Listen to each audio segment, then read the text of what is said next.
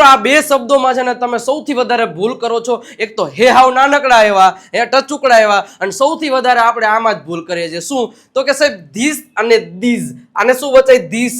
અને શું વચાય? ધીઝ. બેયનું ગુજરાતી આ જ થાય છે. આપણે એમ કહીએ આ મારી પેન છે, આ મારો બંગલો છે, આ મારી બહેન છે, આ મારા પપ્પા છે, આ મારી પેનો છે, આ મારી ગાયો છે, આ મારી ભેંસો છે.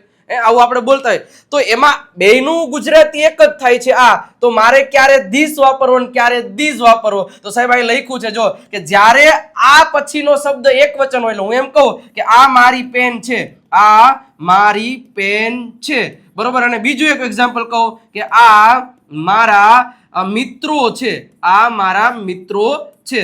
તો હવે સાહેબ બેયમાં આપણે આ તો આપ્યું છે, તો હવે આમાં ધીસ વાપરવું કે મારે ધીઝ વાપરવું? તો સાહેબ ઈ તમારે ધ્યાન રાખવાનું છે. આની બાજુમાં રહેલો શબ્દ મારી પેન એક વચન છે, એટલે સાહેબ અહીંયા વાક્ય બનશે ધીસ ઇઝ માય પેન. વાક્ય આવી રીતના બનશે. હવે આ મારા મિત્રો છે, તો સાહેબ મિત્રો બહુવચન થઈ ગયું, તો અહીંયા ધીસ તમે ન વાપરી શકો સાહેબ, આ ખોટું પડશે. તમારે વાપરવું પડે ધીઝ. શું વાપરવું પડે? ધીઝ. અને ધીઝ બહુવચન છે એટલે એની સાથે આવશે આર. તો ધીઝ આર માય, અને અહીંયા આવશે ફ્રેન્ડ્સ. ધ્યાન રાખવાનું છે, ધીઝ આર માય ફ્રેન્ડ્સ. તો જ્યારે પણ તમે આ શબ્દનો ઉપયોગ કરો છો, એ એક વચન માટે છે કે બહુવચન માટે? આ મારી ખુરશી છે, ધીસ ઇઝ માય ચેર.